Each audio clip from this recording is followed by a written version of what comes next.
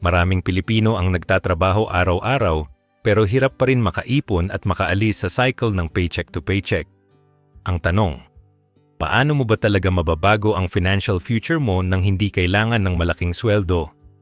Sa video na ito, ibabahagi ko ang 5 life-changing money habits na kayang-kaya mong simulan ngayon. Simple, practical, at siguradong makaka-relate ka dahil ito mismo ang mga sitwasyong hinaharap ng karamihan sa atin. Panoorin hanggang dulo dahil sa huling bahagi ng video, tatalakayin natin ang pinaka-importanteng aral na magbibigay sa iyo ng tunay na financial freedom. Pero bago natin simulan, paki-like naman ang video natin ito dahil malaking tulong na po yan sa mga content creator na kagaya namin. Maraming salamat po. Kung gusto mong magbago ang financial future mo, kailangan mong simulan sa pinakaunang habit na magbibigay ng tunay na impact. Ang pay yourself first o ang tinatawag na 1 hour a day rule. Ito ang sikreto ng mga taong nakakapag-ipon at nakakapag-invest kahit hindi malaki ang sweldo. Maraming kababayan natin ang naghihintay na lang kung ano ang matitira sa sahod bago mag-ipon. Ang problema, kadalasan wala nang natitira dahil sa dami ng gastusin. Kuryente, tubig, pagkain, pamasahe, at kung minsan pa ay utang. Kaya ang mindset na kung may sobra saka na lang mag-ipon ay halos siguradong walang mangyayari. Ang solusyon ay baliktarin ang sistema. Bago mo paggastusin ang pera, unahin mo muna ang sarili mo. Ang ibig sabihin ng pay yourself first ay automatikong ilaan ang unang oras ng kinikita mo araw-araw. Nakatumbas ng humigit kumulang 12.5% hanggang 14% ng gross income mo papunta sa isang retirement or investment account. Kung ang sahod mo ay halimbawa 20,000 pesos kada buwan, ang 12.5% nito ay 2,500 pesos. Kung 14% naman, halos 2,800 pesos. Ang halaga na ito ay hindi mo na dapat nakikita sa mismong payroll mo dahil dapat nakasetup na siya na automatikong napupunta sa investment account mo. Kung may access ka sa mga pre-tax retirement accounts gaya ng 400 at isa K o IRA sa ibang bansa, doon mo ilalagay. Pero sa Pilipinas, pwede mong gawin ito sa pamamagitan ng pag-setup ng automatic transfer papunta sa isang mutual fund, UITF, o kahit sa pera account na available na ngayon bilang Tax Advantage Retirement Savings Plan. Ang mahalaga ay hindi mo na siya nakikita sa ATM balance mo kasi kapag hindi mo nakikita, hindi mo rin magagastos. Ang kagandahan ng sistemang ito ay hindi mo na kailangang magdesisyon araw-araw kung mag-iipon ka ba o hindi. Hindi mo na rin kailangang pilitin ang sarili mo na magtabi ng pera sa dulo ng buwan. Ang automation ang gagawa ng trabaho para sa iyo. Kapag nasanay ka na hindi nakikita ang portion na yon ng sahod mo, mag-a-adjust na lang ang lifestyle mo nang hindi mo namamalayan. Kung dati ay sanay ka sa 20,000 pesos, ngayon ay parang 16,000 pesos na lang ang sahod mo. Pero hindi mo ramdam dahil automatic na siyang nawala. Ang kapalit, may naitatabi ka na para sa future mo. Isipin mo ito bilang pag-skip sa buwis. Kapag nag-i-invest ka ng pre-tax, ibig sabihin, bago pa man kaltasan ng buwis ang sahod mo, naitabi mo na ang pera. Sa Pilipinas, hindi pa ganun ka-wide ang pre-tax retirement options, pero may mga paraan pa rin para makuha ang parehong epekto. Halimbawa, kung ang employer mo ay may provident fund o retirement plan, siguraduhin na nag-aambag ka doon. Kung wala, pwede mong gawin ang sariling version sa pamamagitan ng automatic transfer sa isang investment account. Ang mahalaga ay hindi mo siya ginagastos at hindi mo siya nakikita bilang disposable income. Kung iisipin mo ang isang oras ng trabaho mo kada araw, ay maliit na sakripisyo kumpara sa magiging resulta nito sa long term. Kung kumikita ka ng 8 hours kada araw, ang paglalaan ng 1 hour para sa future mo ay parang binabayaran mo ang sarili mong retirement. Kung gagawin mo ito consistently sa loob ng 20 years, kahit hindi kalakihan ang sahod mo, makakabuo ka ng milyon-milyong piso dahil sa compound interest. Halimbawa, kung 2,500 pesos ang naiipon mo kada buwan at ini-invest mo ito sa isang fund na kumikita ng average 10% per year, sa loob ng 20 years, aabot ito ng higit sa 1.5 million pesos. Kung 40 years mo itong gagawin, lalampas ito sa 10 million pesos. Ang sikreto dito ay hindi ang laki ng sahod mo, kundi ang consistency ng habit. Maraming Pilipino ang nagsasabi na hindi sila makapag-ipon dahil maliit ang kita. Pero ang totoo, kahit maliit ang sahod, kung consistent kang nagtatabi ng 12.5% hanggang 14%, lalaki pa rin ang ipon mo dahil sa compound interest. Ang problema ay hindi ang kita kundi ang disiplina. Kung gusto mong magsimula, practical na paraan ay mag-open ng separate account na hindi mo ginagamit sa pang-araw-araw na gastos. Pwede itong digital bank account na may mataas na interest rate o kaya investment account sa mga kilalang financial institutions. Pagkatapos, mag-set up ng automatic transfer tuwing payday. Kung ang sahod mo ay 20,000 pesos, mag-set up ka ng automatic transfer ng 2,500 pesos papunta sa account na yon. Huwag mong galawin ang account na yon kahit anong mangyari. Kung may emergency, dapat may separate emergency fund ka na hindi galing sa retirement savings mo.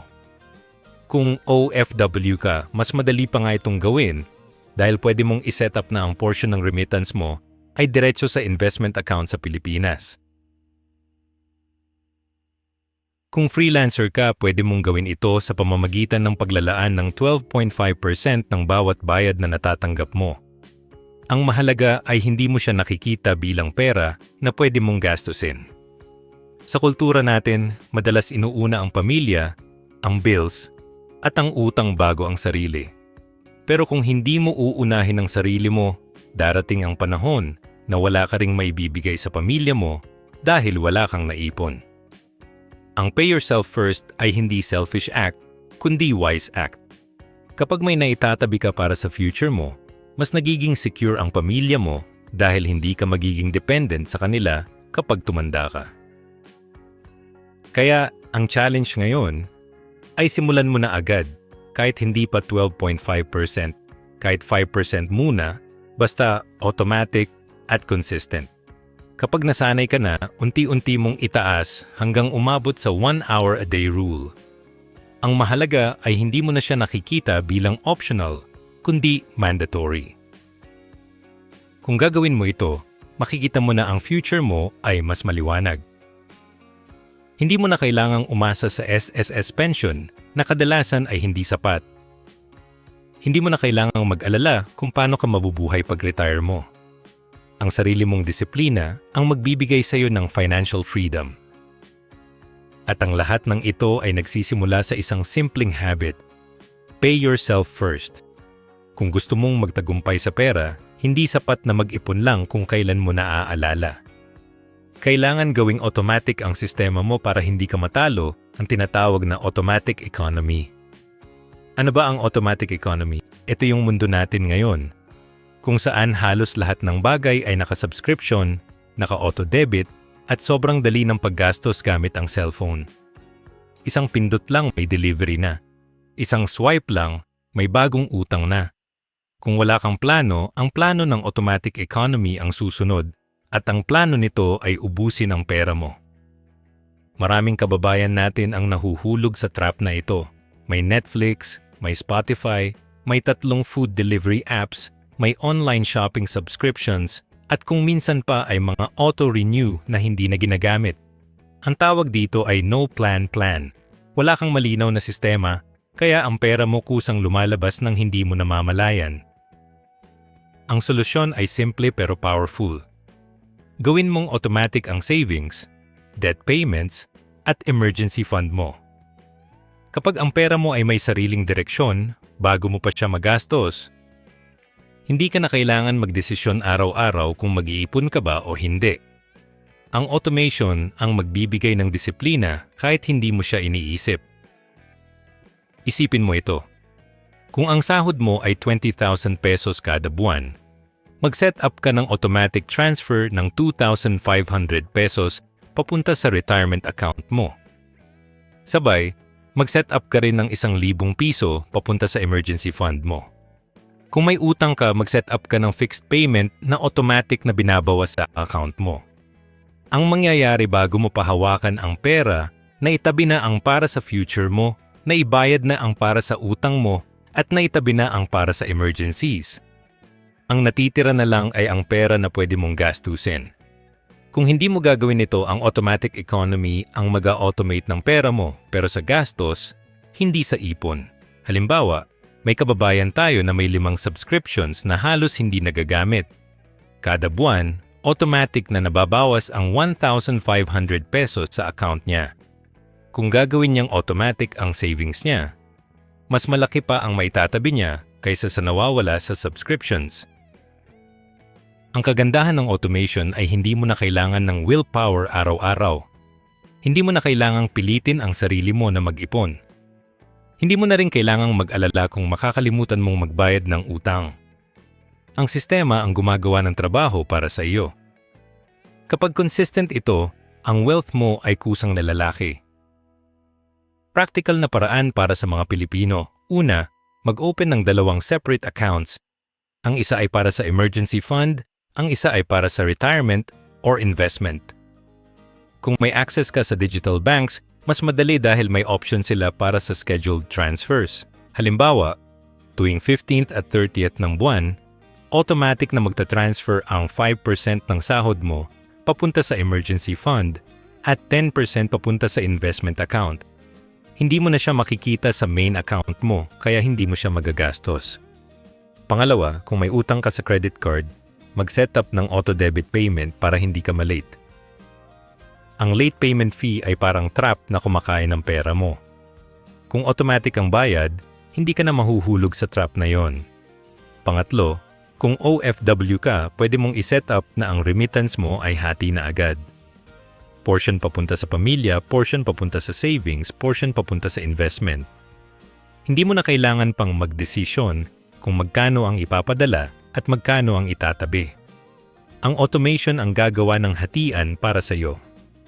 Kung freelancer ka, pwede mong gawin ito sa pamamagitan ng pag-set up ng rule sa bank account mo. Halimbawa, bawat bayad na natatanggap mo, automatic na 5% papunta sa emergency fund at 10% papunta sa investment.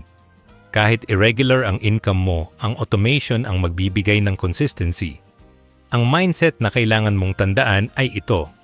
Kung hindi mo gagawin automatic ang savings mo, automatic na mawawala ang pera mo sa gastos. Ang automatic economy ay parang tubig na dumadaloy.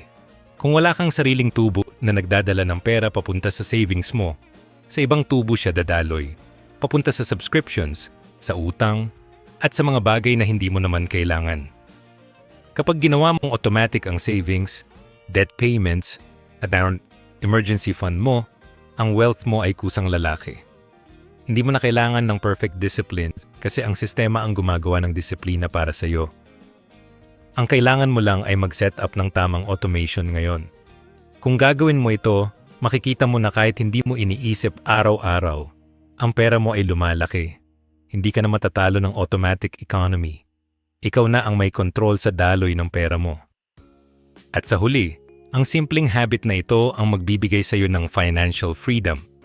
Kung may utang ka sa credit card or personal loan, alam mo kung gaano kabigat ang pakiramdam na parang hindi nauubos ang bayarin. Dito pumapasok ang DOLP system o Done on Last Payment na simple pero sobrang epektibo. Ang prinsipyo nito ay bayaran muna ang utang na may pinakamaliit na balance, kahit na hindi siya ang may pinakamataas na interest rate. Maraming financial experts ang nagsasabi na mas matalino raw bayaran muna ang utang na may pinakamataas na interest. Tama naman yon sa math, pero sa totoong buhay, hindi lang math ang kalaban natin, kundi psychology. Ang pinakamahirap sa pagbabayad ng utang ay ang pakiramdam na walang progress. Kaya ang DOLP system ay nakatuon sa pagbibigay ng mabilis na win para maramdaman mo na kaya mong matapos ang utang mo. Halimbawa, may 3 kang credit cards. Ang una ay may balance na 5,000 piso, ang pangalawa ay 20,000 pesos, at ang pangatlo ay 40,000 pesos. Kung susundin mo ang DOLP system, uunahin mong bayaran ang 5,000 pesos kahit na mas mababa ang interest nito kumpara sa iba. Bakit? Dahil kapag natapos mo na agad ang maliit na utang, isa na agad ang matatanggal sa listahan mo. Ang psychological boost na iyon ay sobrang lakas, parang nakahinga ka ng maluwag dahil isa sa mga utang mo ay wala na. Kapag nabayaran mo na ang pinakamaliit na utang, ang perang dati mong binabayad doon ay pwede mo nang idagdag sa pagbabayad ng susunod na utang. Kung dati ay 1,000 pesos lang ang kaya mong bayaran sa 5,000 peso card, ngayon ay pwede mo nang idagdag ang 1,000 pesos na iyon sa pagbabayad ng 20,000 peso card. Ang tawag dito ay debt snowball effect. Unti-unti, lumalaki ang pambayad mo sa bawat utang dahil natatanggal mo na ang mga maliliit na balances. Ang kagandahan ng DOLP system ay hindi lang siya tungkol sa pera, kundi tungkol sa momentum. Kapag nakikita mong nababawasan ang bilang ng utang mo, mas nagiging motivated ka na magpatuloy. Hindi ka na parang nalulunod sa dami ng bayarin. Ang bawat done on last payment ay parang checkpoint na nagbibigay ng lakas ng loob. Praktikal na paraan para sa mga Pilipino. Una, gumawa ng listahan ng lahat ng utang mo. Isulat mo ang pangalan ng credit card or loan, ang total balance, at ang minimum payment. Pagkatapos, i-rank mo sila mula sa pinakamaliit na balance hanggang sa pinakamalaki. Huwag mong isipin muna ang interest rate. Ang focus mo ay sa balance. Pangalawa, bayaran mo lahat ng minimum payments para hindi ka malate. Ang late fees ay parang trap na kumakain ng pera mo. Kung ang minimum payment ng bawat card ay 1,000 pesos, siguraduhin na nababayaran mo lahat. Pero ang extra money mo, ilagay mo sa pinakamaliit na balance. Kung may extra 1,000 pesos ka, idagdag mo yon sa 5,000 peso card. Pangatlo, kapag natapos mo na ang pinakamaliit na utang, huwag mong gawing excuse na gumastos ulit. Ang perang dati mong binabayad doon ay idagdag mo sa susunod na utang. Kung dati ay 1,000 pesos ang minimum payment ng 20,000 peso card, at may 1,000 pesos ka na galing sa natapos mong card, ngayon ay 2,000 pesos na ang pambayad mo. Mas mabilis mong matatapos ang utang na iyon. Kung OFW ka, madalas may temptation na gumastos ng sobra dahil sa remittance. Pero kung gagamitin mo ang DOLP system, pwede mong i-allocate ang extra remittance para sa pinakamaliit na utang ng pamilya. Kapag natapos iyon, mas magaan na ang monthly budget ng pamilya mo. Kung freelancer ka, irregular ang income mo, pero pwede mo pa rin gamitin ang DOLP system. Kapag may malaking project na pumasok, gamitin mo ang extra income para tapusin ang pinakamaliit na utang. Kahit hindi regular ang kita mo, ang momentum ng pagbabayad ay magbibigay sa iyo ng motivation. Ang mindset na kailangan mong tandaan ay ito. Hindi lang interest rate ang kalaban mo, kundi ang dami ng utang na nakasulat sa listahan mo. Kapag marami kang utang, parang hindi mo alam kung saan magsisimula. Pero kapag sinimulan mo sa pinakamaliit, nagiging simple ang laban. Isa-isa mong tinatanggal ang mga utang hanggang sa lumiit ang listahan. Kung gagawin mo ito consistently, makikita mo na ang utang mo ay unti-unting nawawala. Hindi mo na kailangang mag-alala sa dami ng late fees. Hindi mo na rin mararamdaman na walang progress. Ang bawat maliit na utang na natatapos mo ay parang panalo na nagbibigay ng lakas para tapusin ang susunod.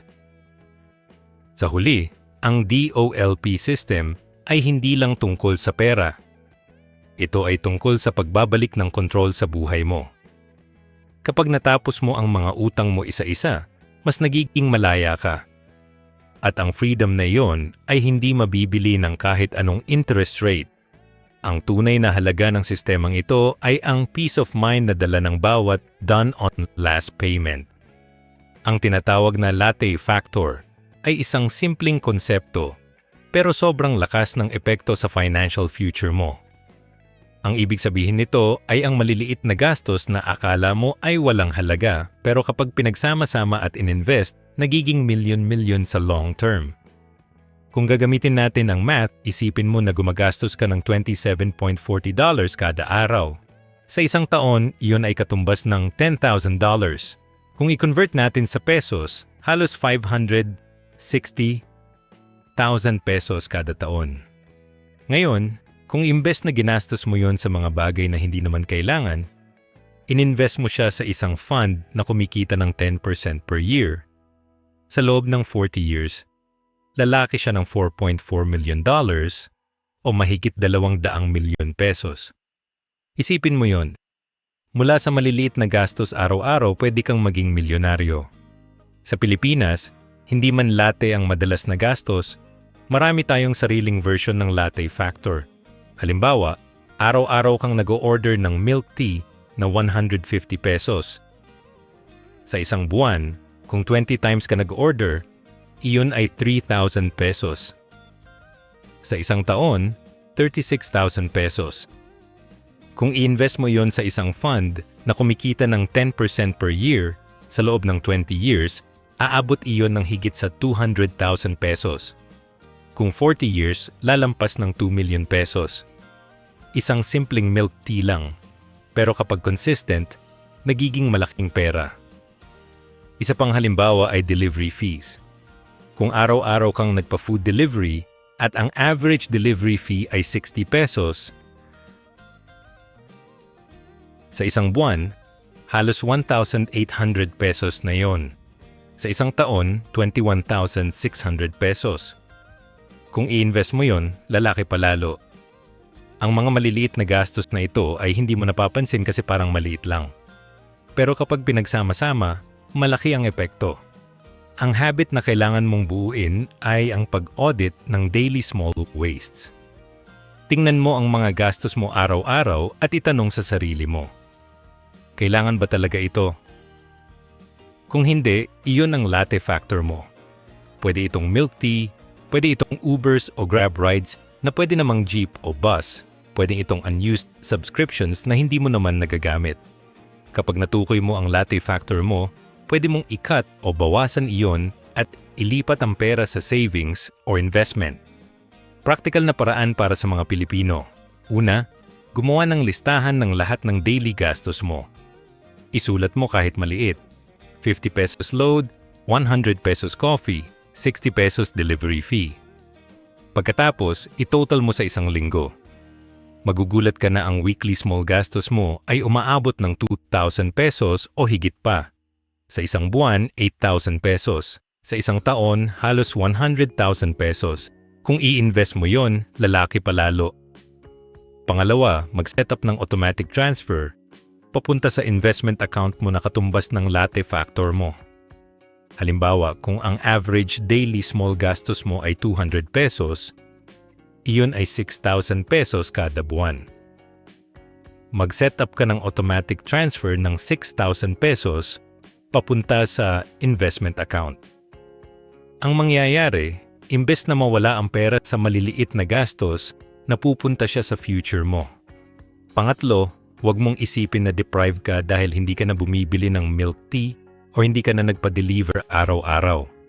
Isipin mo na binibili mo ang freedom mo. Ang bawat piso na hindi mo ginastos sa small waste ay piso na nagiging asset para sa future mo. Ang latte factor ay hindi tungkol sa pagtitipid lang, kundi tungkol sa pag-prioritize ng freedom kaysa sa instant gratification. Kung OFW ka, madalas may temptation na gumastos ng sobrang sa mga luho dahil gusto mong i-reward ang sarili mo. Pero kung gagamitin mo ang latte factor, pwede mong bawasan ang mga maliliit na luho at ilipat ang pera sa investment para sa pamilya mo. Kung freelancer ka, madalas irregular ang income mo.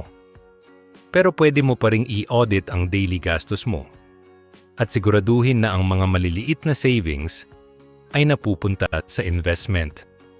Ang mindset na kailangan mong tandaan ay ito. Hindi mo kailangang magbago ng buong lifestyle para maging milyonaryo. Kailangan mo lang bawasan ang maliliit na gastos na hindi naman kailangan at ilipat iyon sa investment. Ang latte factor ay parang magic trick. Maliit na pera na nagiging malaking pera dahil sa compound interest. Kung gagawin mo ito consistently, makikita mo na ang future mo ay mas maliwanag. Hindi mo na kailangang umasa sa maliit na pension. Hindi mo na kailangang mag-alala kung paano ka mabubuhay pag retire mo. Ang sarili mong disiplina sa maliliit na gastos ang magbibigay sa iyo ng financial freedom.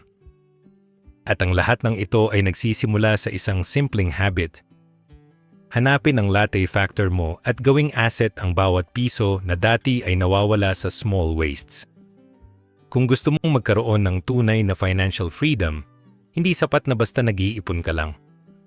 Kailangan mong magkaroon ng malinaw na sistema kung saan nakahiwalay ang pera mo ayon sa purpose nito. Dito papasok ang 3-tiered account system na sobrang practical para sa ating mga Pilipino. Ang unang tier ay ang security account. Ito ang emergency fund mo at dapat nakalagay sa isang liquid money market account or savings account na madaling ma-access. Ang rule of thumb ay 3% hanggang 5% ng income mo ang ilaan dito buwan-buwan. Halimbawa, kung kumikita ka ng 20,000 pesos kada buwan, ang 3% ay 600 pesos at ang 5% ay 1,000 pesos. Ang perang ito ay hindi para sa luho, hindi para sa travel, at hindi rin para sa investments. Ito ay para lang sa emergencies, biglang pagkakasakit, aksidente o pagkawala ng trabaho. Ang kagandahan ng security account ay nagbibigay ito ng peace of mind. Kapag may emergency, hindi mo kailangang umutang sa credit card o manghiram sa kamag-anak. May nakalaan ka na. Ang pangalawang tier ay ang retirement account. Ito ang long-term wealth builder mo. Ang rule dito ay 12.5% ng gross pay mo ang ilaan dito. Kung 20,000 pesos ang sahod mo, ang 12.5% ay 2,500 pesos. Ang perang ito ay hindi mo dapat nakikita sa ATM balance mo dahil dapat naka-automate na siya papunta sa retirement fund. Pwede itong pera account, mutual fund, UITF, o kahit stock market investment na pang long term. Ang mahalaga ay hindi mo siya ginagalaw. Ang retirement account ay para sa future mo, para sa panahon na hindi ka na nagtatrabaho.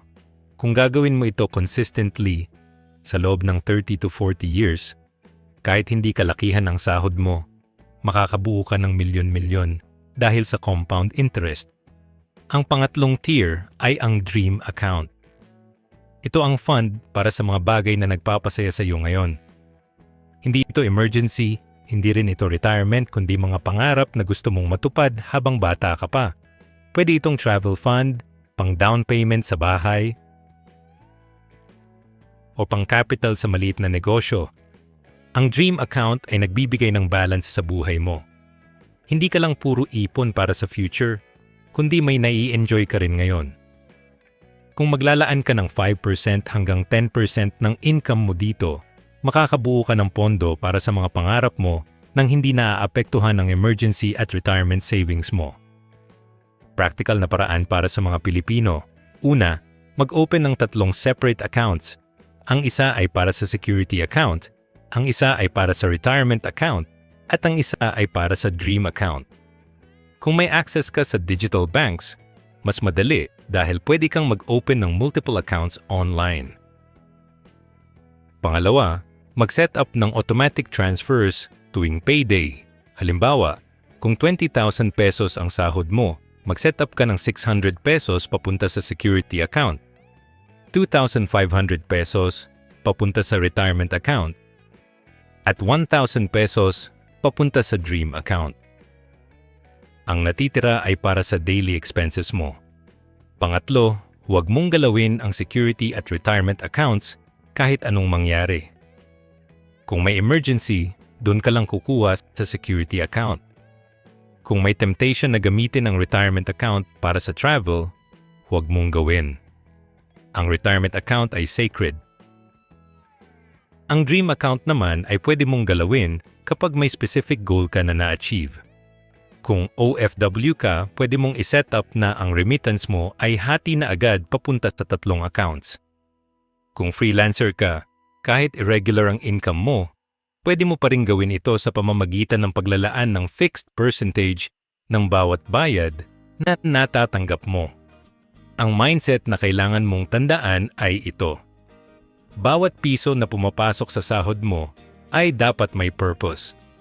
Hindi pwedeng lahat ay nasa isang account lang dahil siguradong magagastos mo siya. Kapag may 3 tiers ka, mas malinaw ang direksyon ng pera mo. May pera para sa emergencies, may pera para sa future, at may pera para sa pangarap mo ngayon. Kung gagawin mo ito consistently, makikita mo na ang buhay mo ay mas balanced. Hindi ka na mag-aalala sa emergencies, hindi ka na dependent sa maliit na pension sa future, at hindi ka deprived dahil may fund ka para sa mga pangarap mo. Ang 3-tiered account system ay hindi lang tungkol sa pera, kundi tungkol sa peace of mind at freedom. Kapag may sistema ka, mas nagiging simple ang financial life mo. At sa huli, ang simpleng habit na ito ang magbibigay sa iyo ng tunay na financial freedom. Paalala, ang lahat ng ito ay hindi mangyayari overnight. Pero kung magsisimula ka ngayon, kahit maliit lang ang halaga, lalaki ito sa paglipas ng panahon. Ang compound interest ay parang magic na gumagana lang kung consistent ka. Ang disiplina ay parang muscle na lumalakas kapag ginagamit mo araw-araw. At ang financial freedom ay hindi regalo, kundi resulta ng mga tamang desisyon na inuulit mo taon-taon. Huwag mong ipagpaliban. Ang bawat araw na lumilipas ng walang sistema ay araw na nawawala ang potensyal ng pera mo. Simulan mo na ngayon at ang future mo ay magpapasalamat sa iyo. Disclaimer: ang lahat ng impormasyon na ibinahagi dito ay para lamang sa education at general guidance. Hindi ito dapat ituring bilang professional financial advice. Paki-like ang videong ito kung nagustuhan ninyo, mag-comment sa baba kung ano ang natutunan nyo dito, at para sa mga iba pang content like this, mag-subscribe kayo sa ating YouTube channel, ang The Filipino Daily. Maraming salamat.